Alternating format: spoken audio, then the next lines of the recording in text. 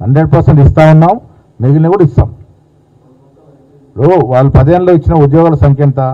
మనం తెలంగాణ తెచ్చుకుందే నిరుద్యోగ నిర్మూలన కోసం. మా ఉద్యోగాలను ఆంధ్ర ప్రాంతానికి పోతున్నాయని తెలంగాణ ఉద్యమం మొదలైంది. ఉద్యమం మొదలైంది ఎక్కడ? నీళ్లు, నిధులు, నియామకాలు అడికెక్కిచ్చారు. కుటుంబ సభ్యులంతా ఉద్యోగాలు చేరాలి తప్ప చనిపోయిన కుటుంబాలకు ఉద్యోగాలు రాలే.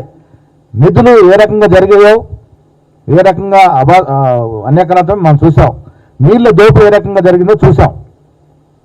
నిధులు ఎక్కడుండి నిర్వర్తించారు? వారు సెక్రటరీకి వచ్చిన పాపన పోలే.